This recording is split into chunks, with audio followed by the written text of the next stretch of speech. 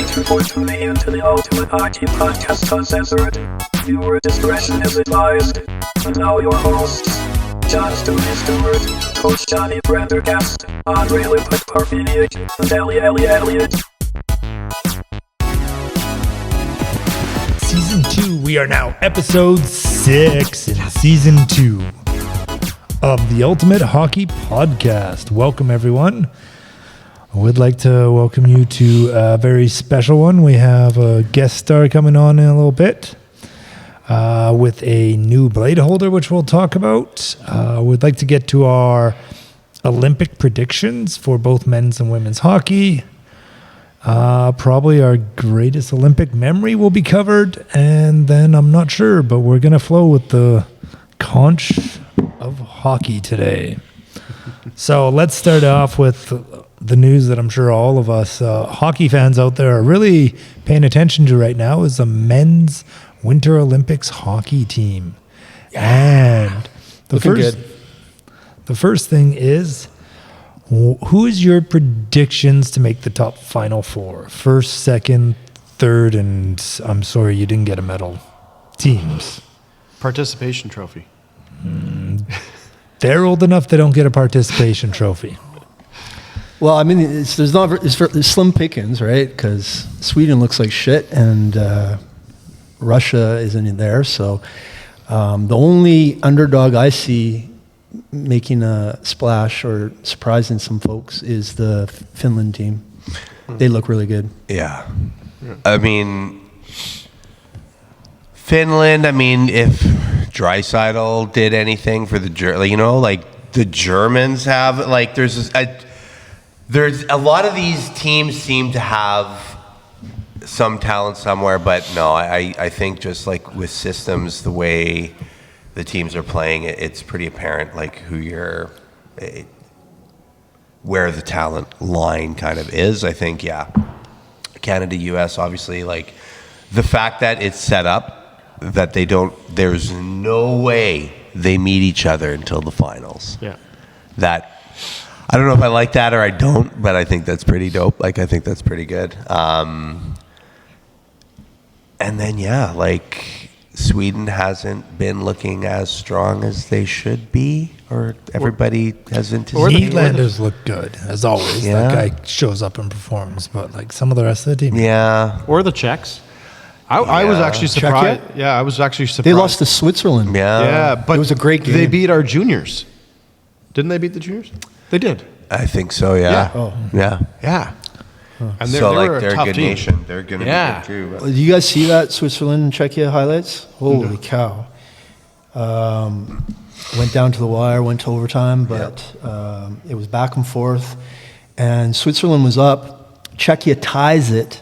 Goal disallowed. Goaltender interference.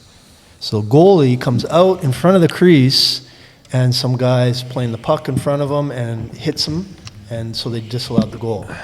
So I don't know. Did you guys see that at all? No. 'Cause I don't understand that rule. If the goalie's outside the crease, player's going for the puck, bumps into the goalie. You can't impede the goalie from getting back into the crease. This is... And you can't... He was outside the crease. He was challenging the puck. Is he trying to get back in the crease when he got bumped? That's the rule. No. Oh, okay. Well. No, he was playing the puck. He's coming out to challenge the shot, and the Czechia player bumps into him as he's going to deflect the shot. Yeah, because you're impeding his ability to make a save. So this is It's the same as interference for a player. I'm impeding your ability to get to the puck. But what is the crease for then? The crease is there for if I touch you, whether I impede you or not. If I touch you within the crease, now I can rule it as goaltender interference. So this is where I've got two goalies on either side of me, so I got to say my words very carefully here. But this is where I like the rule in lacrosse, where when the goalie leaves the crease, he is considered a player. That's the way it should be. Okay. You're in your safe space but no, in the there's crease. something there too where you can't. You can hit him. You can but check if he's him. on his way back to the net or something, you can't impede him from getting back. You can't stop him from getting back to the crease. I you can agree. hit him though. Same thing. I'm here to tell you that my first junior game, I got ran over in the corner. Yeah. Because I was trying to play the puck and didn't realize I was in junior now. Yeah. And they don't give a fuck. Yeah, well, So, no, I agree. But I didn't see the play. I don't know what happened. I just think you're right. Like, if goalie's outside of the crease, he's outside the crease, you know? I would say there's very few positions as a goalie that you're going to have someone in the space to make a tip where you're going to be trying to make a save outside the crease. You might be at the very top of your crease, and maybe they ruled it because he still had part of him somewhat in the blue paint.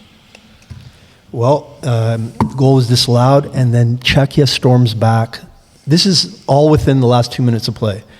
Goal's disallowed. Score remains around 4-3, 1-goal game. Switzerland's up. Czechia storms back, ties it up with seconds left. Mm-hmm. Awesome. I was cheering for Czechia. Pasternak and Nechas were on this play. Like, these guys were just like just a bullet pass and a perfect one-timer almost on the goal line with a sharp angle. I'm just like, what? And then Switzerland wins it in overtime. And you know who's the big hero for Switzerland right now? Guess. Pius Suter. Oh, yes, Pius Suter. I did see that.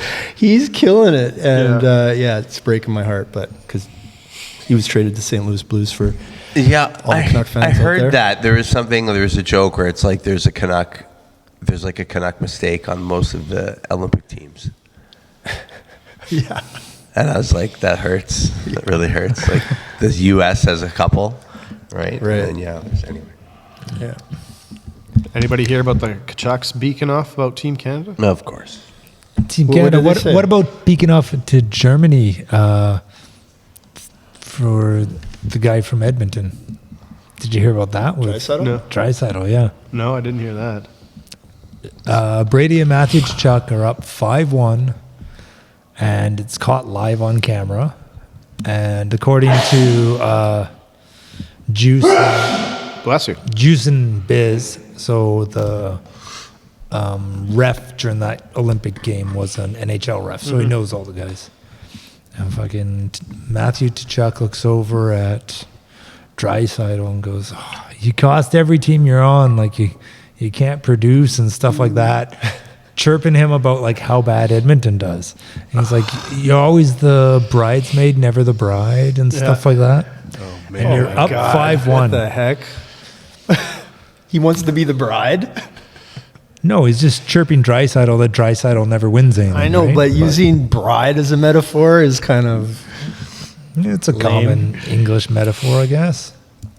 Yeah, I know he was chirping Canada, saying that they want to get back at them for the Four Nations, and it's not over.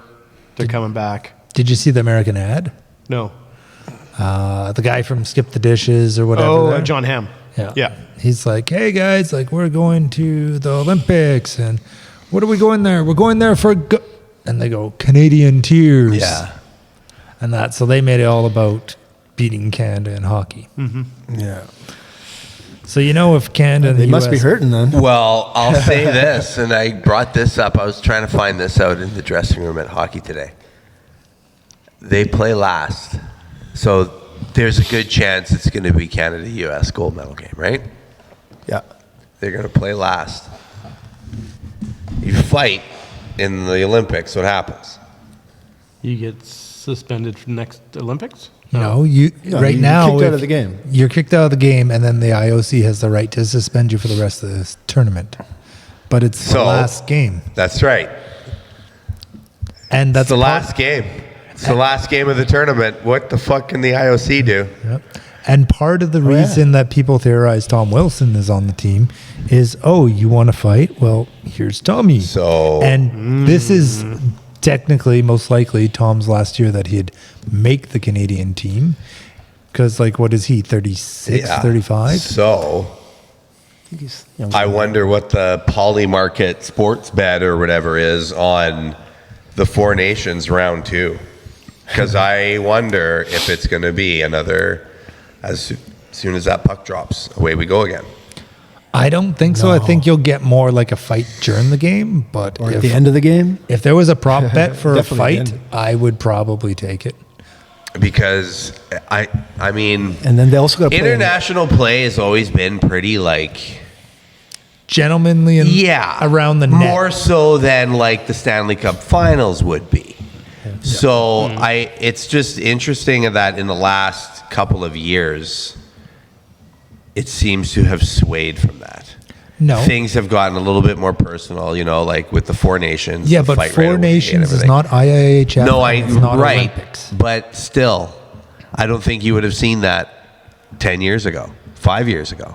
Okay. So anyway, it's just interesting. I'm curious. It's another storyline, more drama for the gold medal, the Olympics, and everything, right? Which is kind of cool. But yeah, I don't want to say I'm concerned, but I am curious. But there is a concern, right? Because if there is a few too many fights or something breaks out, they might just shut the game right down. Yeah, and knowing the IOC, because they're in the name of safety, they could, you fought too much, Canada and U.S. teams, you are out. Oh. And then you'd get Finland, Sweden taking Bronze first, medal game second. becomes the gold medal game. Yeah, and whoever finished the That'd be highest sweet. places in the Cup A or Pool A, Pool B, or whatever, outside of the medals would then become your bronze. Oh, that would be a great story, though. Yeah. I would Be enjoy worth that. a movie. I mean, we want to see the fights, don't we? No, actually, I don't. I want to see full-out hockey where you don't run the goalie or jam at the goalie to get a fucking fight started, or you cheap don't shots try like and hitting McKinnon kill someone with like his head down. But Like- the problem is Is that that guy from hockey Italy? is such a physical sport. France. There's bound to be France, some kind of physical altercation within the game. So It doesn't have to be a brouhaha. Yeah, but he was just mentioning the guy from France that nailed McKinnon. Yeah. McKinnon has head down, but the puck was kind of there. But McKinnon was not in a position to receive a hit or anything, and the guy still nailed him. Yeah. He came over and apologizes to McKinnon right after it happens. Yeah. And then he says sorry to McKinnon someone was else. livid. Yeah. Who is this? I don't know his name. He was on It Team was a, France. it was a no-name Okay. France guy So that had nothing to lose. So here's the difference, though.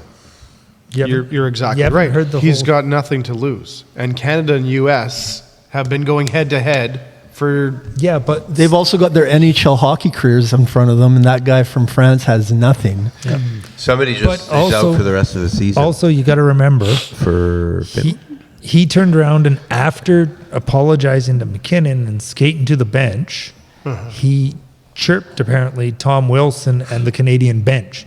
And that's why they have Tom Wilson just glaring at the bench and then goes out and rocks the guy the very next shift. Yeah. And then the guy turned around and started, I don't know whether it was something he had chirped Yeah. or not, and then he gets in the fight with Tom Wilson. Tom Wilson probably had his gloves off first, but he did not escalate to start punching. He grabbed the guy. Yeah. The guy started punching, and the funny thing is, Tom Wilson and this guy both got their 5 in a game, but the France International Hockey Federation suspended the guy, not the IOC. The French hockey nation suspended him. So that was kind of interesting. Let's put a pin in that, and we're going to call up Grant. Now, Grant has written a book called Skating with Goats. Can you guys hear that? Barely, but yep, it's there. If you can't hear it, you can turn up your headphone volumes a little bit. Hey guys. Grant, Hey. good to see you. Yeah, you too. All right, so what we're going to do is we're going to edit your face onto the visual after the show so that people can see you. But why don't you go ahead and introduce Okay. yourself? Sure. Okay. So I'm Grant Pinnow. I'm currently living in Toronto. I'm originally from Winnipeg, and my author name is Grant Douglas Pinnow. I just include the middle name to sound a little more formal. I've played hockey all my life, and kind of a COVID project, I decided to start writing a hockey book, and I did one in the 72 Summit Series.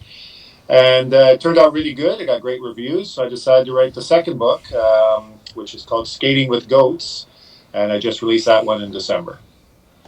Awesome. It's fascinating because, we always see social media pundits talking about who's, the GOAT. And that seems to be a common expression used in all sports right now, especially basketball. Yes. But how did you come up with all your measurements for, deciding who goes where? Yeah, it's funny because I go on social media all the time. I'm on Facebook. I like to argue, so I'm sitting there on on the hockey forums, and always people are always saying, oh, Gordie Howe's the GOAT, or Bobby Orr, or Wayne Gretzky, and I'm always the guy in the forum who's like, yeah, but what are you basing it on? It's not just like your favorite player. It's got to be some sort of qualification to make the statement. So that was always in the back of my head. And then when I'm trying to write figure out a topic for a second book, I have a 20-year-old son who's big into basketball. And he's like, why don't you talk about the GOATs of the game? Because like you just said, all the young people are talking about GOATs all the time. So he was playing this PlayStation, and he was playing NBA, and I was looking at one of the players, and I'm like, how do you pick your players? And he's like, oh, they're all broken down into like skills, legacy, all the different things on a score of 100. And the little light bulb went off on top of my head. And I thought, okay, I need to do something like that for hockey. I need to be able to create some sort of way of analyzing who the best players of all time are. So that kind of started the whole process, and then do it a system out of 100. So I stole it from PlayStation, but I created it myself for hockey. So what I broke it down to was 40% would be skill. And of the 40, 20% of that is skating, 10% is stick handling, shooting and passing, the kind of skills, and then the other 10% is offensive and defensive play. So that would be 40. And then I added 30 points for legacy. And for me, the legacy was, did they leave an impact on the game? Did they change the game? Did they win awards? Did they, I'm not a huge guy in the Stanley Cup because it's a bit of a, you'd be in the right place, the right time. Plus, also the original six had a distinct advantage. There's only 6 teams, only 2 or 3 of them could win. So I really can't compare, Jean Beliveau's 10 Stanley Cups to, someone who's, Marcel Dion, who never won one. So I didn't use Stanley Cups as much, but I did use things like most valuable player, Conn Smythe, Norris trophies. Like, did they really leave an impact when they played? So that was 30%. And then the last 2 categories are 20% for stats. And the stats I was tried to be fair again. Like the original 6 played in a much tighter game. They only scored 3 or 4 goals per game for both teams compared to the 80s where, Gretzky's Oilers were racking up 7-8 point goals per game compared to the dead puck area where again numbers went down. So I tried to compare all those. I added WHA stats in at a .70 ratio. So if someone scored 50 goals in the WHA, it would be worth 35 goals in the AHL kind of thing. So I used stats for 20%, and then the last 10% was what I called intangibles. Were they leaders? Were they popular players? Did they leave, a lot of charity work? Just trying to add that last 10% to the thing. So I had a score of 100. And then I had a kind of a fantasy training camp in my head, going through all the different players in history. I invited them all to my training camp and decided to make my cuts. And that was probably the hardest thing, was to go through all these different players, rate them, and then decide who would be on the team. And then I put them in lines and defense partners and 3 goaltenders. So total hockey nerd stuff. But it was fun. Yeah, I love it. So can you give us a little teaser with your top 5 or? Sure. Well, it's pretty self-explanatory, I think. But I put Gretzky with Gordie Howe and Ovechkin on the first line. And then my defense partners were Orr with Nick Lidstrom. So, and the reason I did it was I just figured, not only are they 5 of the greatest players, but I just figured Gretzky's passing to Ovechkin with that one-timer. I mean, he'd score 100 goals in the season. And, Gordie Howe was there, great player, but also, physical presence if anybody wanted to mess with Gretzky. And he was also Gretzky's idol, so I think there's a lot of motivation there. And then, to me, Orr and Lidstrom were perfect. Lidstrom, would be the guy to stay at home, make all the perfect plays while Orr was flying all over the ice. So I just think it's, a great starting 5. And what about And then I have the I have goalie? 3 other lines. What's that? What about the goalie? Did you bring in the goalies at all? The starting goalie is Dominic Hasek. Yeah. Yeah. We've got 2 pro goalies here. So do you guys do you guys agree with that? He left me off his Read the list. book, I'm kind of you'll see my disappointed. logic, but I was and I'm not a goalie guy, but I mean I played defense all my life. But as I started going through the goalie stuff, he just kept winning almost every category and never played played in Detroit for a little bit, was a good team. I mean, dudes, he did it on Buffalo. It's interesting you say that. You're making an old friend of mine real happy, because I would have this argument with him often. Like he put Dominator as number 1 all time, and I was like, come on, man. Like, you have Patrick Waugh, you have Brodeur, you have Tretiak, you have all these, and it was just, I mean, hey, I'm a Dominator fan too, except when he beat us in the Olympics or whatever. But yeah, like, I mean, so no, that's interesting that you say that, but no, he I'm deserves actually to be wearing there. a Tretiak jersey. Awesome. Right on. But no, I didn't, and that's the other thing. I didn't include anybody international hockey, and I didn't include anybody from 1943 before then. And the reason is, first of all, there's no video footage of Harry Moranz or anybody really, so I didn't think it was fair I couldn't analyze them. But secondly, before 1929, there was no forward passing, so I mean the game was completely different. And then in 1943, they added a red line, which allowed teams to pass over their blue line and kind of made modern hockey. So that was kind of the reason why. And then the international hockey, even though I wrote a book on international hockey, I just didn't think it was fair to compare players who never played in the NHL with NHL players. So who's surprised you on your list? Like, who surprised you, either how high they ranked or how low they ranked? I think probably the biggest surprise was, I would say Bobby Hull.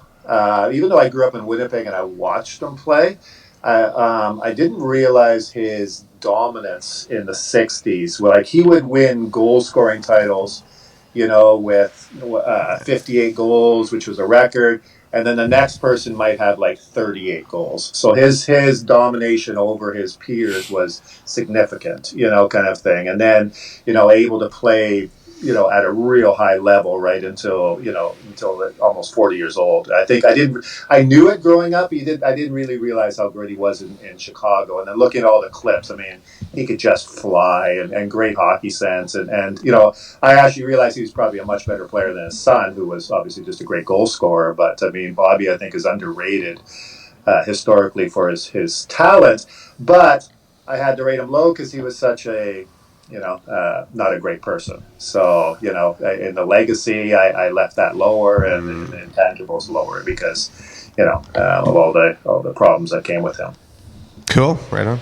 Interesting. And then there's one more surprise, but I'm not going to tell you because it's a goaltender, and I don't want to start the whole thing. No, that's fine. I don't want to have to try and reach through the screen or anything. That's So Grant is from Waterloo, so it's after midnight out there, so we'll put you to bed now. But one last message to our fans, and anything you might want to tell them about buying this book. Yeah, so I put little things called Skating with Goats. It's a little goat there flying on the ice. It's available on Amazon. I've just released it in December, and if you like reading about hockey and the players, I have almost 500 pages of kind of nerd delight for hockey stuff, and I pick 4 lines, 8 defensemen, 3 goalies, and then I talk about the players I cut. And I actually even included some make-believe teams that they would play against, like all-time team Russia, all-time team Scandinavia. So I think it's just a fun book for hockey people, and I think, some cottage reading that's nothing too heavy and something that everybody can enjoy. right on. Perfect. Yeah. Thanks a lot, Grant. Great. Have a All great right, night. Thanks, guys. Thanks, Grant. You too. Take care. Thanks. Okay. And back to the show. Well, that was kind of fun. Yep. Yeah. So I think that could segue right into The skate. the skate. Yeah. So let me fill in everybody. This is a innovation of the hockey skate, what they've done is they've made a aluminum blade holder right here in Vancouver, BC, and it's Who's called they? Switchblades. A friend of Cliff Ronning, actually a friend of Ty Ronning. His name's Cole. They've got a metal workshop out in Richmond, and they make boats. I went to their shop. It's pretty impressive. They do custom work for anybody who needs anything done with, metalwork or engineering, putting together something. I even ran by a couple of inventions that were in my head for, shooting and training aids. So he gave me a couple of blade holders for my Bowers. Now explain to us, people that don't know what you're talking about, Right. what difference does this make to the skate? Right. So the blade holder No, it's good. is this white Right. chassis right here. And it's attaching the boot to the blade. And, I've gone through a lot of complaints throughout my years of hockey where the blade would wiggle and click and blades falling out and also rivets popping out and the blade becoming loose. And you got to go buy a new boot. You got to go buy a new boot or get it fixed or whatever. But usually, it's never been as solid as this. I've had guys break chassis before. Yep, I have. So I mean that happens too, right? Yeah, like blocking a shot. Yeah. Right. And that plastic chassis is normally plastic, and over time it starts to flex and twist and that, along with the bottom of the boot of the skate. So I put these on Saturday, and immediately when I got actually not even before I even hit the ice, I put my foot down, and for the first time, I could actually feel the blade up the spine of my foot. It was like I had this incredible new sensation where I could start to feel the skate differently. And I mean, Cliff Ronning, so a legendary hockey player. He's not sponsoring, but he's invested into this product, and he loves it. And I mean, if you just look at this thing and feel it, it is like a rock. It's not moving at all. It's solid as can be. So it's a quality product, and I think their website says 1,000 or 100,000 times more torsional rigidity. yeah. And the interesting thing is, how they're going to bring this into market, because it's going to be extremely difficult. This is like a brand new, more expensive product to an already expensive skate. They're going to go to Bauer, they're going to go to CCM, they're going to try and get it built right onto their skate. But if that Do they have a price point for the $600 for the chassis? right, and the steel. Chassis and steel. Right Yeah. now, steel's $200. Yeah, So so you're talking it's- $400 for that. Yeah, so that's the other thing. Are people going to be willing to pay that for this product? I think yes. I don't know how I can show why it's so good. Would you? Yeah. And this is, you've only had those on for one day, but would you, for like your next pair of skates,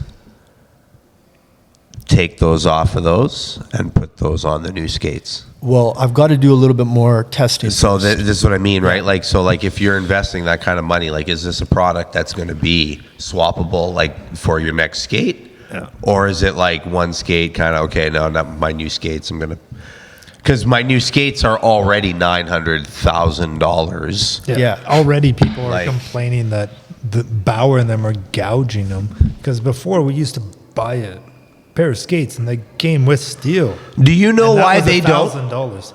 Because they made up different types of steel so they can make different price points to make more Why sale. did they do that? More money. No. Well, kind of. So they did different- COVID. What is So they were not able. They were like unable. I talked to one of the guys at unable to hockey get shop. all the steel? That they Yeah, wanted? like it was manufacturing, like the Yeah. shipping and everything. Like it was a real thing where that was where they were not able to get steel.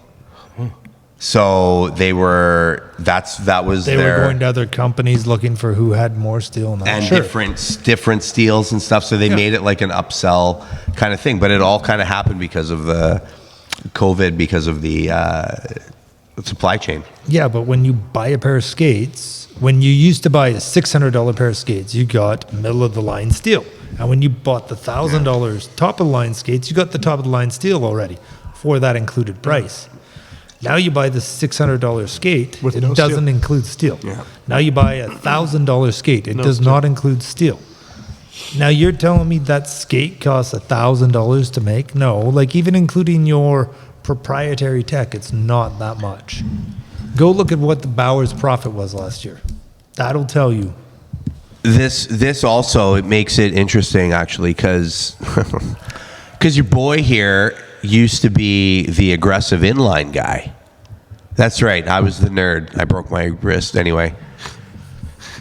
When everybody else skateboarded and were like picking up chicks, I wasn't. You were fruit booting. And I was fruit booting. Yeah. Yep, same. So, but they still do it, and they're still making skates and stuff, and it's still a thing apparently.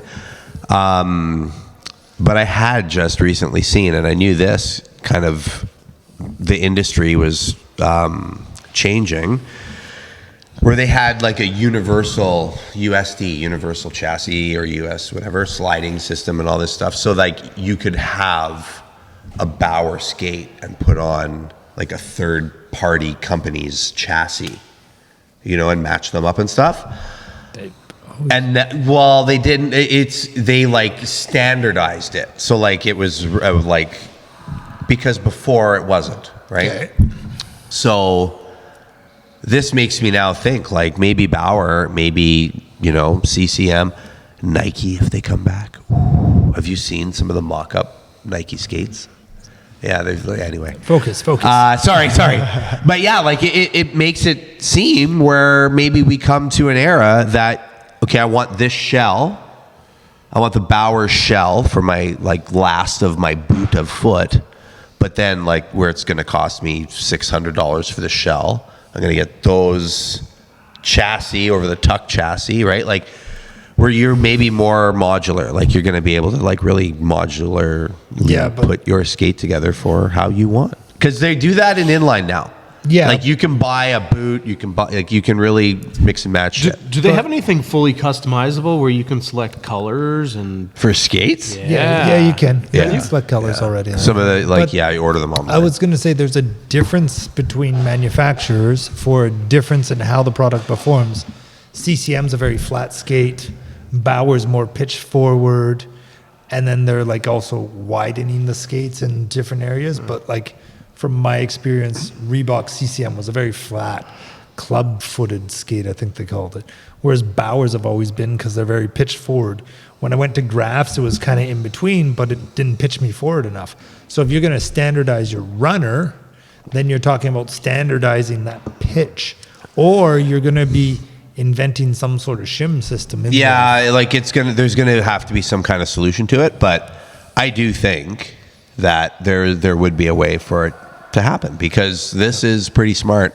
And like I was saying earlier, like there's other ways this company can go where they can make more money too and stuff. You know, like it's a smart way to start, but Yeah, I want to hear that again. Tell me about what We'll your talk idea was after. for. No? Yeah, If you can make it, if you can make that chassis swappable to different skates, so because like my plastic runners wear out before my skates do, and I replace the plastic runner and I go again. I usually get about 2 or 3 runners out of a pair of skates. Now, if you're at the NHL level, they're not going to go for that, because some of those guys are doing 10, 15 pairs of skates a year. So they don't ever wear out the plastic. But then again, some of them are saying their skates get soft, so maybe they'll go for that. But us regular Joes, if you can make that so I can move it to my next skate and my next skate, then we'll start spending that money. But why else would we? Yeah, I hear what he's saying. yeah. This is more of a longevity thing for you, right? Yeah, because I have Because the minimal let me fill amount you of in what performance he's trying to say here difference it makes. is that the plastic chassis, Yeah. after about a year, maybe 2 years of use, it starts to lose its Yeah. Sturdiness? As a coach, because I'm standing on one edge all the time, I can literally twist my chassis. As And a my lazy foot coach. You want to be a goalie coach? Let's see you demo, buddy. I hated it. Yeah.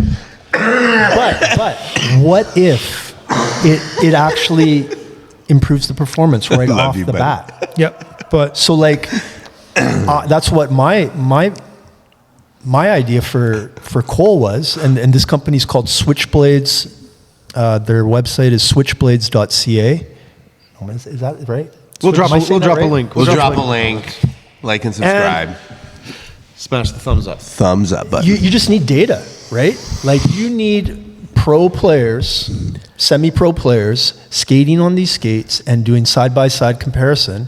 And if you get the data that shows the results, because here's the interesting thing.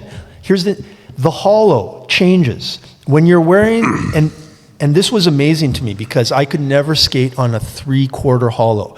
Sorry, what is are you talking hollow is the blade or the chassis? Yeah, let's talk about the hollow. Let's fill you in on the hollow. Sure. The hollow is the groove that creates two edges on this blade. And the deeper the hollow, the more edge and the more bite. Yeah, I know. So you're going to be able to turn more with more edge. But the more you hollow it, the less glide you get. the more you sink into the ice. So I used to like skating on a deep hollow because I like turning, but then I would lose my speed. So now I've been trying to work towards speed and get up there. So I've gone from like a 1/2 inch hollow up to a 5/8 inch hollow, and now I'm getting a little bit more glide. But now with these ones, I'm getting a 3/4 inch hollow, which is super flat. And I could feel that. I'm just like, I don't need a 5/8 inch hollow anymore to do my turns. I can do turns on a 3/4 inch hollow the way I was turning on a 5/8 inch hollow. That means I'm going to get more glide because I'm on a flatter blade. And it felt good. Like I was like surprised how effortless it felt to glide on these, because I've never skated on a 3/4 inch hollow before. So they're super flat. And that could be the difference if these are going to, sell or not to the pros. Because if they can skate on a flatter blade with more, engineering going into their turns, and it's working like a flat blade, like a 1 inch hollow is working just as good as a 1/2 inch hollow for them, and they're turning just great. And like that's going to change the game. Yeah, because they're going to gain what? Let's say theoretically 2 or 3 kilometers in their straight line speed. It's a huge difference. That's that the hollow makes a huge difference. Like 1 inch It's flat. is, right? Like when you look at the bottom of the blade, you want like it's flat. You're talking. If you do like a 1/2 inch, Yeah. there is now more of a radius in between, Yeah. so that those two sides come down further, bites into the ice harder, right? Yeah, and I used to like a sharp goalie skate, so I could like push across, right? And I was, whatever on the edge, like that was fine for me. Like I was okay with that. But some guys like them really soft, so they can really slide or Old school. Which would be less like Yeah. a 1 inch. yeah. So like So- traditionally when I started goaltending, you ran a 5/8, Okay. which is pretty flat. Okay. So nowadays, lots of goalies will run 1/2 inch or less. And then there's even high inside edge, because a goalie is only on the inside edge of their skate when their feet are like this. So we extend that inside edge farther. So if you were to look at the blade, the inside looks edge off. is like this, and Yeah. the outside edge is way up. Oh, wow. I know for a fact because I've measured mine. I run 3/8, which is super sharp already.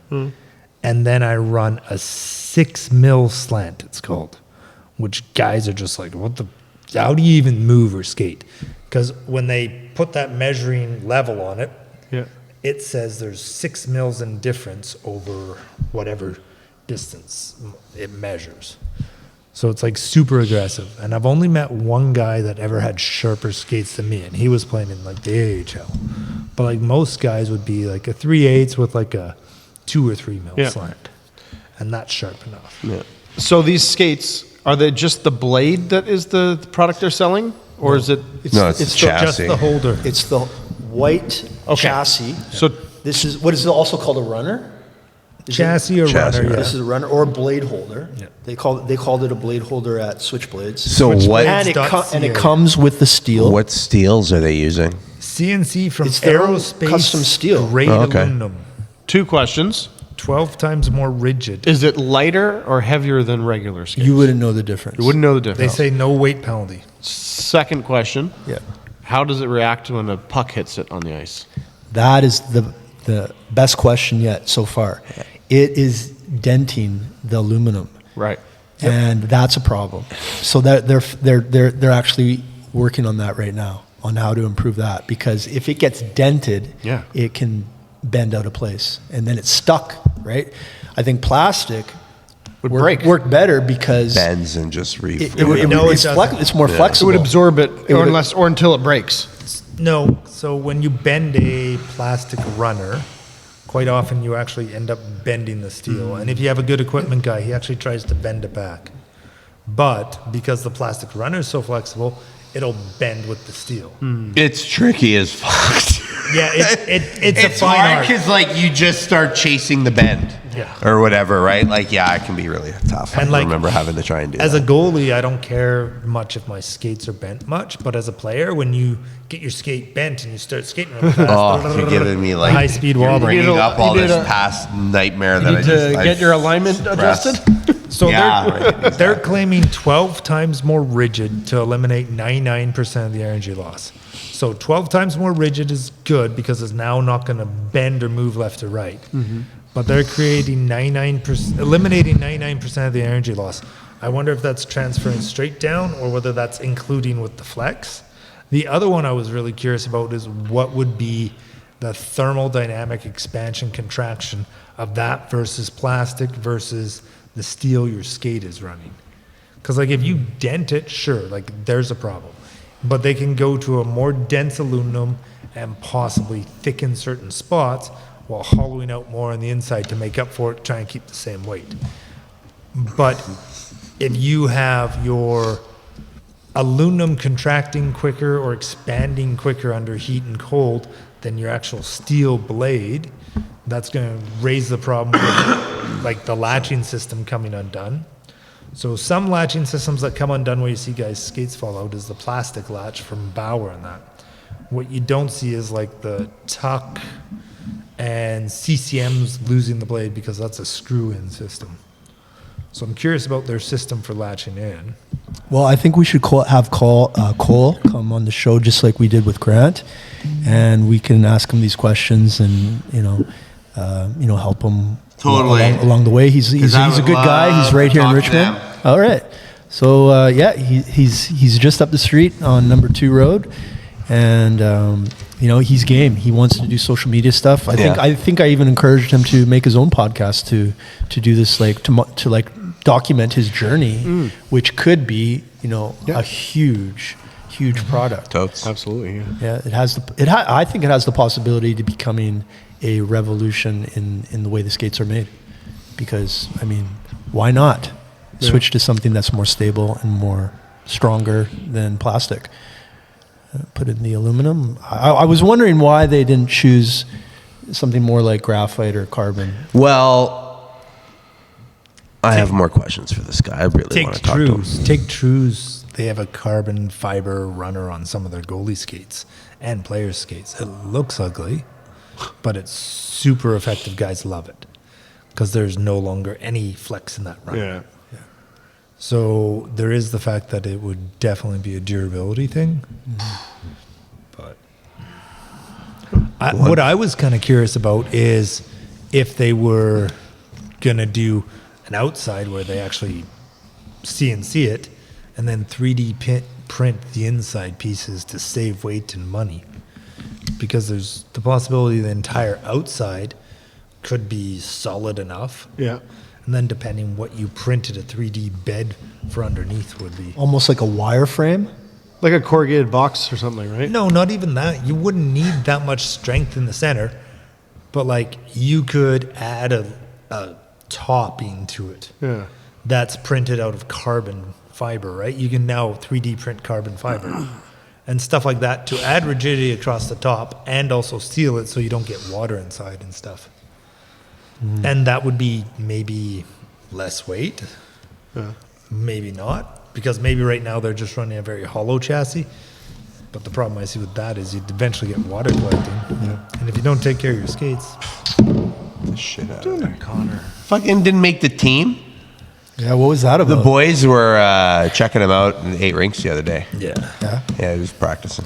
Watch him. He's not a complete player. He's a good offensive player. He's not complete. He's got to put some Yeah. some meat on them bones. Yeah, he didn't do well at the combine. Tiny.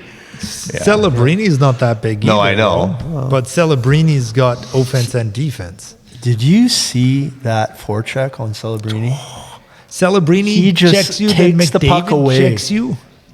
He just takes the puck away from big guys. It's unbelievable. They're like, he's on top of me so quick, I don't have time. Yeah. McKinnon said, oh, future best player in the world. So, good segue. Yeah. McKinnon versus Olympic speed skater. Oh, yeah, that was neat. Did you see that? No. Blue line to blue line. Uh-huh. It basically just like for acceleration. Yeah. Who do you think got it? McKinnon. Fucking yeah. The Olympian guy, he's like French Canadian dude or whatever. He says the moment he heard McKinnon skate, he goes, the moment he's I knew I was fucked. Like he goes, that was it. Yeah. Right? But yeah, I didn't catch it all or whatever. I'll go back and check it out. But yeah, it was pretty cool from what I saw. Like, you know, I love when they do stuff like that, right? Like they have the speed skating is more F1 of a driver long drive stride, the race like car. if you stuck for a full motorbike. lap, the speed skater wins, right? Yeah. I think it's something like Yeah, that. it was just acceleration, like your first 10 strides kind of thing, whatever, yeah. Yeah, anyway, that was just my say. I wanted to get that out there because I want to kind of bring up some of the Olympic stuff. Yeah, that's let's bring in going the on. Olympics. Curling. Come on, give it to me. Yeah. So, okay, I don't know all the drams, but like we got caught cheating.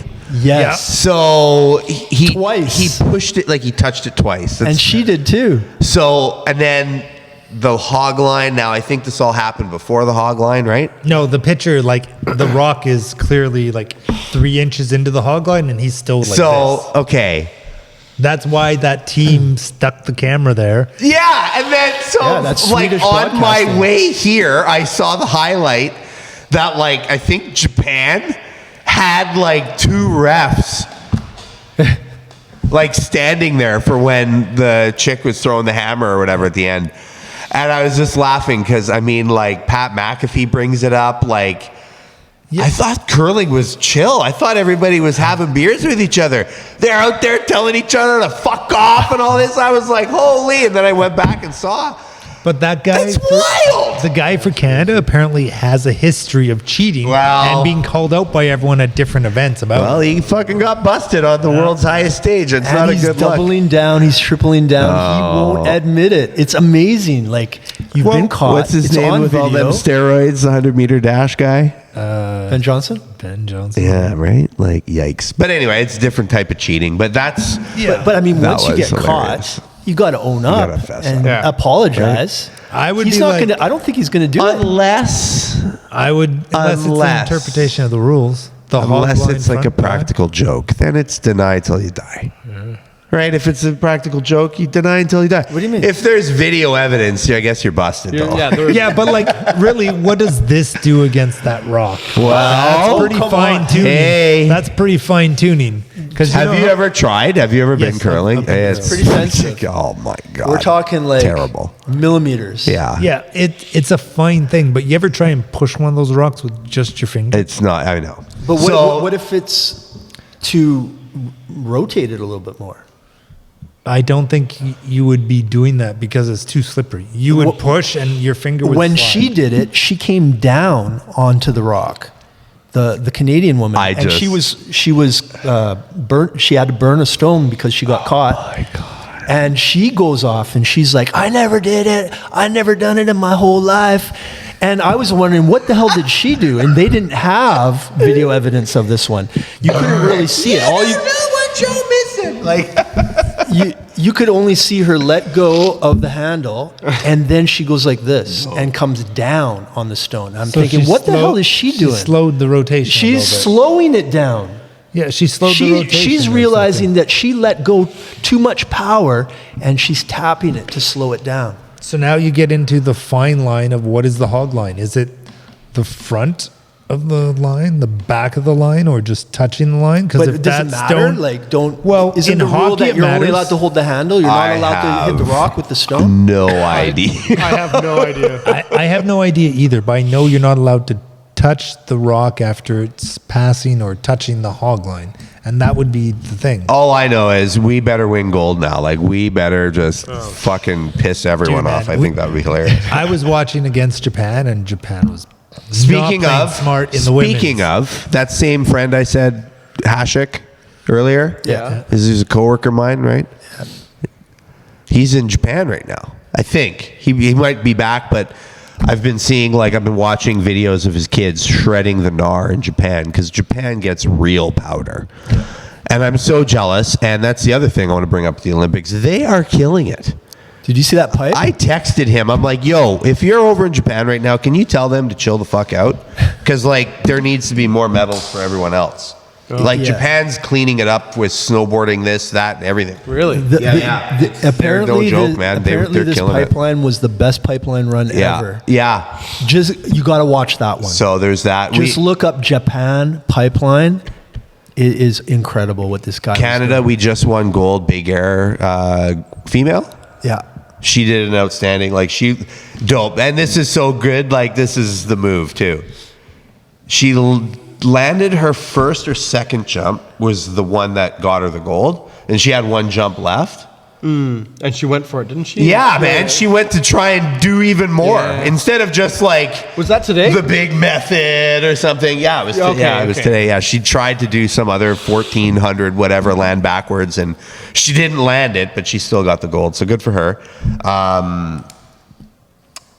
Lindsey Vonn, not so good for her, but also good for her. I heard she might have her leg amputated. What? Yeah. It's but not good. Yeah, because blood, like the blood circulation and everything, like I don't know as much as him about it, but I know that I've heard it was not, it's not healing properly. There's like a problem with the healing. Spiral fracture. I'll say this, man. Listen, like, she has had a hell of a career. Yes, you know, she's had the history. She was dating PK Subban, all that stuff, whatever. But, like, Tiger Woods. she, I think, like, what a hero's death, man. Like, she wipes out, messes her leg up a couple of weeks before the Olympics. I still have to go, man. It's the fucking Olympics. It's going to be my last time. She's 30s, 40, right? Like, she's up there, right? And with her knee and that, like, I don't think she's coming back. I'm sorry to say, Lindsay, but, like, as heartbreaking as it is to see that, you know, just to know that, like, man, she killed it and she went out kind of on her sword, right? So, like, that's what it's all about. I think I wish her all the best in recovery. So that was a highlight. That was something that really touched me, I guess. That course in general, it seems like it was really tough for the women because of the speeds they were attaining, and I don't know if it was the same with the men's, but if you're hitting like 60 at a certain spot and you're catching air there, like, the men might be doing 40 because they were faster up higher. So now they're not catching air there and they're able to make that corner. Whereas I think some of the girls weren't, and they were kind of landing late into a turn and stuff. And, like, it's kind of, I think, the same spot where Lindsay wiped out. She kind of wiped out a little higher though. Anyway, it's just like, it's a hell of a course, right? Like, the Olympics are no joke. And then also the bobsled. I don't know if you guys saw what happened to the U.S. bobsled team. No. Yard sale. Holy, it was Jamaica mistake all over again. Like, Cool Runnings all over again. Jamaica mistake. I'm thinking of The dressing? our dressing at home. Yeah. So they go. Yeah. It's the four-man bobsled. It's the four-man bobsled. The driver's in there. The number 2 man, like, He falls. I doesn't saw get it. in. Yeah. Like, and his body's kind of, I think it was him or number 3 man. Like they're sideways kind of, and it like blocks everybody else from trying to get in. Yeah. Like it's just this freak occurrence. So they're not in there. And off number 1 man goes By himself? Yeah. by himself, The driver and goes he down. doesn't have brakes Oh, shit. because he's the wheel man. Third guy back is brake. That's right. The last 2 guys are the brake boys, right? Oh no! Yeah. So and you're talking now this thing that's going to be doing 125 kilometers or miles, I forget. 125 kilometers. Yeah. Now has less weight to hold it in. that's right. So he did a fucking courageous. Like that guy gets some kind of other medal or something because he was able to navigate it down. Everywhere, but whatever, he got it down, and then as before or after they cross the line, because he knows like this isn't going to be their Olympic run, right? He actually like it looks like he's hitting the ejecto-cedo button, but like he's just backing to get to the brakes. Right. So he had to like, okay, not only do I have to not die, Yeah. right? I have to not kill anyone else down here, and did the brake job. So like. That was wild. The Olympics, man, it's just all of the drama all the time. That's been that was a wild moment. I watched some of the biathlon stuff. That's for me, the skiing and the shooting. That's a really good one. But The poor guy that had to single load his gun. oh, So everyone else is there. Ka-chunk, ka-chunk, shoot. Ka-chunk, ka-chunk, shoot. And his gun breaks in it. and so he he's has like to the go champ. He open was like it the up. returning champ or So he's something got to too. open up, flick the shell out, and then take a shell, load it in manual, and then chamber it. And he was still like, ping, hit the target, Yeah. ping, hit the target, Nice. ping, hit the target. Yeah, I think he was like a returning world champ. I don't know if he was the returning Olympian. And I think it was a problem with Something with his clips were Yeah. no longer working, and it So- would no longer eject the shell. So you bring you shoot what you bring, right? So like he was kind of like, well, okay, like he wasn't. So he had to just hand bomb them in there. Yeah, it was wild. That was really interesting, man. The Olympics, yeah, it's crazy. Makes me think of the guy in the Summer Olympics, the marksman. Everyone else has all their stuff, and he's just like there closing. Oh, one yeah. eye with his Yeah. jeans. Oh, Ping. yeah. That guy was so cool. The meme guy. Yeah. I mean, we could talk women's hockey. We kind of talked men's hockey earlier. Women's hockey. They didn't do too Team well. USA Yeah. is gonna crush it. They've won 7 in a row against Canada. And I watched the U.S.-Canada game in women's hockey. wasn't It good. wasn't close. It was like watching an A team versus a house team. Yeah. It was like watching 1990s Team Canada women's So- versus anyone else. I don't know what's going on with women's hockey, women's Canada, but something's not going on. Well, Coaching, I don't know if it's investment personnel in general group. across hockey. What's that? Investment in general across hockey. It's showing that the U.S. invests in their hockey. It's showing the rest of the Well, world. it's kind of the jiu-jitsu problem with the UFC, right? Like Hoist Gracie shows up, some skinny kid looks like a bookworm, and then he starts just tapping everyone. And they're like, how do I do that? And now everybody's doing it, right? So it's a lot like hockey now. Like, again, going back to it, Finland, I've said for a long time, I think the Finnish style of hockey is a very North American style of the European teams, and that's why I think they do the best. Yes, their personnel group and everything, like who they have on there and stuff, the way they're coached and everything, but the way they're coached, right? Like that's North American hockey, that's NHL hockey, and it shows. So yeah, the women's hockey I think is just having a tough go. I think it has a lot to do with, the swings.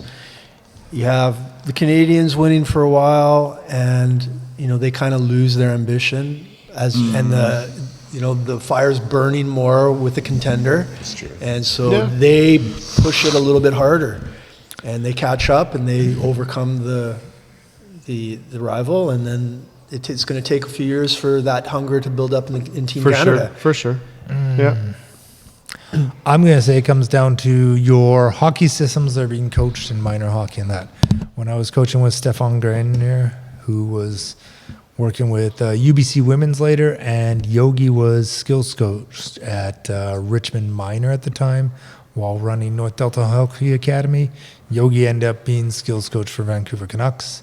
I don't know whether he still is or not, but like those guys, we sat there and one night and chewing the fat about it, and they were like, no, Europe is 80% skills, 20% systems. North America is like 60% systems when you're starting your hockey and maybe 40% skills.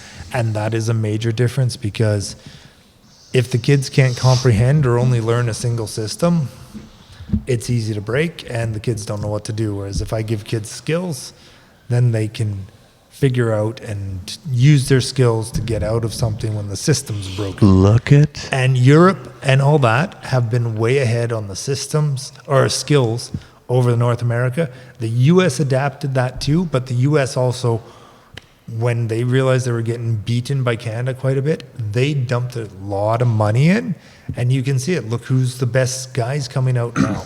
Matthews, Quinn Hughes, and them. They're all out of the States. Tage Thompson. Yeah, because What the a US shot. dumped money into player development, developing their coaches so the coaches are teaching the right So- things. And I think Hockey Canada and that is behind This all is that. this is like a whole other fucking. We should. Man, how much time you got? Because Why are Finnish goalies and that European goalies so much better all the time too, right? in training, like I've basic training, Yeah. right? Like combat training, whatever. Like muscle memory. That's a real thing. Gross muscle memory versus like fine muscle memory, right? Like when you're doing, or motor skills rather, right? So. You're kind of hitting the nail on the head here as you're talking. I'm thinking of a bunch of things. Like one thing I was going to say, as I tried to cut you off there, the fucking Russians. How many crazy videos of like 8-year-old Russian kids like barrel rolling, getting up, doing 3 push-ups, taking a quick pass. He walks the line, he grabs the puck again, he does all that. And I'm just like, I'm getting flustered watching him on the fucking Instagram, like. So you're right. They like the skills. They've really put some time and effort into that, so that those kids have that skill now and the ability to skate and shift and move and everything. So that systems now, they don't have to work on that. They know how to be in that hockey body on the ice. Right, that's not a problem for them anymore. Did you ever watch training of Connor McDavid when he was young? It was really interesting. So not only was he doing a lot more skills than everyone else, he was doing mental training with his mind to get him to recognize things. So like, that's what I mean. One problem is that's like where I was going. Yeah, when you're skating or whatever, you can have all the skills to do one-on-one, but do you see the game? Do you understand and think while you do that? So again, so now these kids who have the like skills to not have to think about, right? Yeah. Because they can do that. Like it's, oh no, I can think about the game now. But now they're thinking about the game at such a younger age that they have that many years, and it's only exponentially more than, right? So yeah, 100%. So yeah, America, Canada, like we have to pick up our socks because it's almost like a developmental. Yeah, it's developmental from the very beginning. Yeah, a great completion of that is watching Cale Makar come down on his last game that Team Canada played. He's walking down the slot. He's doing a bunch of fakes with his stick and that. But He loaded up he is looking at where the goalie is and everyone. He doesn't even like. It's not looking down. It's all muscle memory. It's all. He reloaded that shot 4 times. Yeah. 4 times. He's going 1, 2, 3. The guy's gone down. yeah. Boom. Meanwhile, I'd have already slid into the corner. Like, But he was waiting for that guy to go down, and as soon as his guy went down and twisted out of the way, he found the seam and fired it. It was amazing. Well, that's one of the best goals I've seen in a while for a shot. And That was against France? Yeah. Watch the Kilmacar goal. but it's on the just power play. It's just muscle memory and heads up and thinking and knowing Yeah. stuff. No, I'll be using that play as a training aid here, showing kids how important it is to keep your head up. oh, Because when you're looking at the puck and you're shooting, you have no intelligence at all. You're not using your brain at all. Yeah. All you're doing is just hoping for the best. But when you've got your head up, now you've got a chance not only just to see where the goalie is or see where you're going to shoot, you've got your teammates. You know, now you can see your team. Yeah. You can make decisions, right? And that's what it's all about. Yeah, totally. Hit Garland on the back door or go low glove. Which are you doing? Well, they're both in the same spot. The difference is 6 inches, and the difference is having your head up or not. Yeah. Well, Good show, guys. Solid. I got a couple things. the big thing, and we haven't talked about, is something I don't think either of you care about, but the Seahawks won the Super Bowl. How do you say yes in Spanish? See.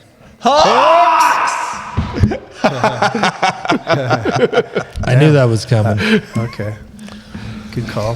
Real quick, like if we're wrapping up the show, I know he wants to say a few things too. It was a total team win from top to bottom.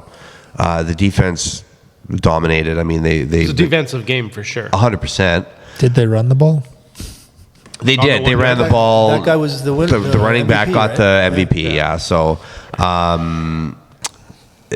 they're bringing the Seahawks as a team. They brought in a new offensive coordinator. Did they bring one in? I think so. I think it was the offensive coordinator. I saw on the news. But I mean, they're only going to get better, which is a scary thing. They're going to have a number on their back now. Like everybody's looking for them this year. They will be, but they're going to know that. I just saw a proposed building upgrade for $3.5 billion boy. to Lumen Field. One thing. Can we get that here in Vancouver? So, I don't want to dissect the game and everything. In all honesty, John and we could do that separately one day or something. But perspective for things, I think, is beautiful. And perspective from others sometimes, I think, is absolutely wonderful. Seattle Seahawks have a player. His mother is from Africa. Like, total from Africa. Has no idea how big of a deal the Super Bowl is. That's cool. Her kid's like the starter for the he's the best part of the best defensive unit ever, right? So they're saying and all this. And there's a clip of her, and I'm just happy he's having fun. Like, no idea. Yeah. Like this is her coming in. I'm just getting here, just getting to town and everything. And it's just like, it was wonderful to watch because here's this, like literally, it's her son. Yeah. She's just a mom. Happy her kid's happy. Yeah. I got to fly out and see him. I can't wait. Then you see her after the game, right? So they show her after. A couple of days after, whatever. She's wearing like Seahawks gear. She's like, oh man, what a game. She's all into it. My kid's fucking awesome. Like, oh yeah, right? Like, so just beautiful. Like the perspective of that I thought was really good. I thought he had the pick six. Like I thought he was the one that got the touchdown, but it's number 7.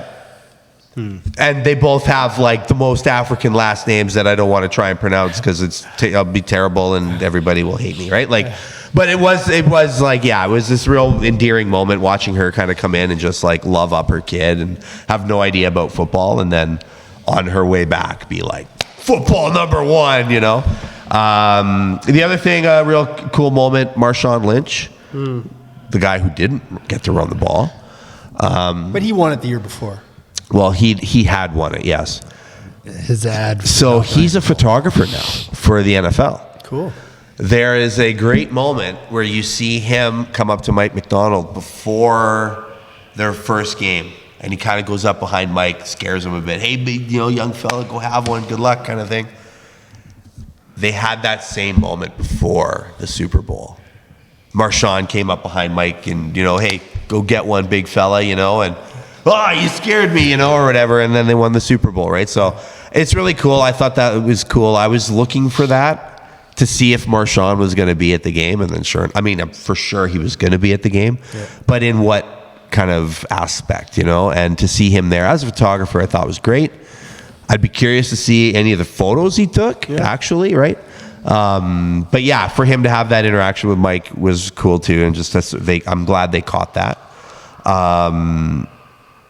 yeah, really, that's about it. I mean, there were some players that made some comments and stuff, but we can get into that. What'd you think of the halftime show? I didn't. I turned it off.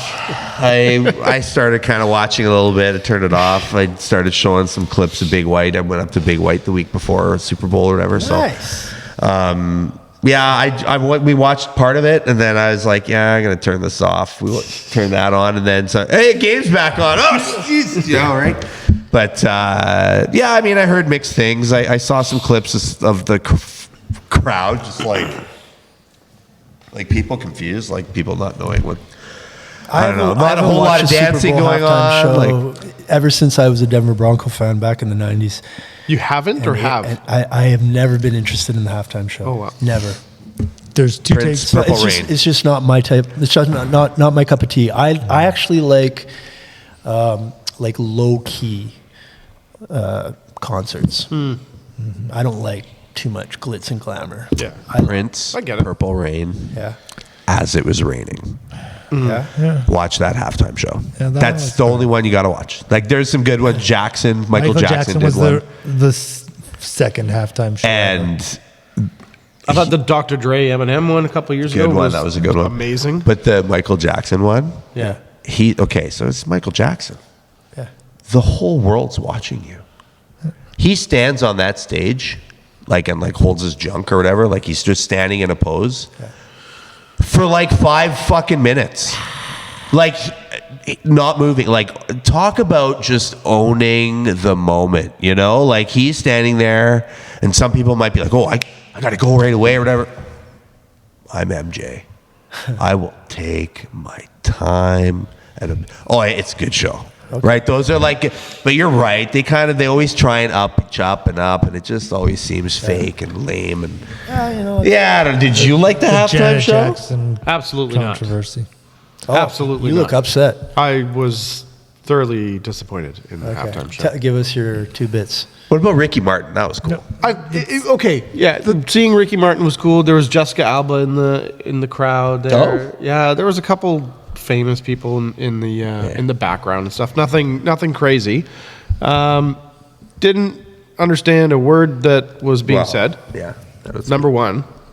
I don't know. Isn't it all in Spanish? Yeah. It was all in Spanish. Oh, okay. So There's do you understand Spanish? No. No, but there's a great So- translation or two. There was So how are apparently. you supposed to understand anything anyways? So I'll speak after John. Go, John. Apparently, he did drop some swear words, and the FCC caught on and is fining him for this. Or in Blasphemy. Spanish. I don't know what words he said. I don't know To what the he said. guillotine. off with his head. The beats were okay. I was bobbing my head to the beat, but I don't know what was being said.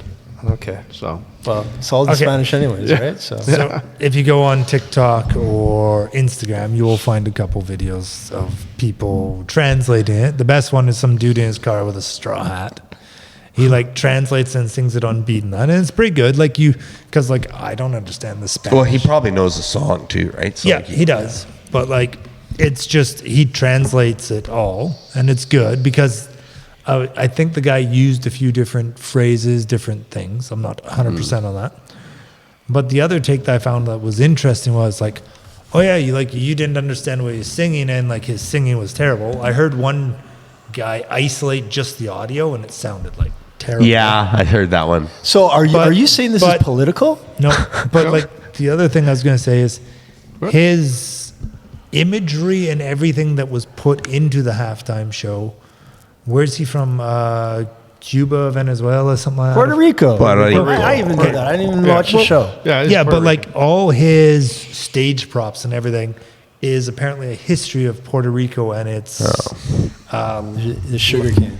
the sugarcane, the infrastructure, how things were built, and that it was supposed to be some patriotic thing. Cool. So it was kind of interesting to hear that. I didn't catch the show because I don't care about football. he did. But my point is, are you saying that they're trolling Trump? No. Okay. Anybody that knows me knows that I do not talk politics or religion to anybody I don't know. So I'm not. Okay. This conversation is almost over. It did seem a little trolly, we could make the point that mainstream media is trying to troll Trump, right? It seems like it, but it was just kind of a fail halftime show. I wasn't impressed. He did do a shout out to Canada at the end. I don't know what it was. He said the word Canada, and I heard that, and I understood that. That was cool. Hopefully that was all good. Positive. Mexico. He said Mexico, U.S., Canada, and that was good. Cool. You're good in my books. So yeah, that's all. The Super Bowl. I mean, yeah. And then I got the two parade, quick but- things. Oh, Quick things. Quick don't things. have to be that quick. Baseball season, spring training, February 20th. We're already back at it. Oh, it's for the Vancouver crazy. Canadians? No, for Major League Baseball. yeah. For Blue Jays? Oh, Yeah, okay. Well, I'm or in. if you're a Mariners fan, I don't know. Yeah. Mariners. Yankees. And then one more big thing. We had a death. A pretty big death. Yeah. You want to send us off with the call? Your favorite call? You can do it. No, man. Like it is crazy. It's sad when these it's happening. You know, like when we're growing up, all these like heroes and the celebrities and people you look up to, sports announcers. Sports announcers is a big one for me. I think because. Yeah, like that's part of the fabric of the sport. Like that's part of the memories. That's part of the history, and it ties in with your parents, your friends, the moments, all that, right? Your memories. Yeah, so it's too bad. I mean, but when you said that was your favorite call, Yeah. I looked it up. Yeah. And I'm so glad that, we're doing this. yeah, And that you said that was your favorite call, and I looked it up. yeah. Because I had forgotten that call. Oh, buddy. Maybe you That's have to day edit number it in one. for the rest And of us. now I'm just thinking about it right now. Yeah. How I'm getting goosebumps again. But it's how important those calls are. Yeah. To Because they do such a good job at giving us their emotion too. I think that a lot of times today. Some of the announcers are bland. Well, and not, because maybe they think they have to be, and then you get the guys in Boston who are just like homers about it. So at least there has to be a good balance, a good storyteller, a good I always think if somebody from Toronto were listening to that game, they would still want to listen to that game. So he was one of the best. Jim Robson, rest in peace, big guy.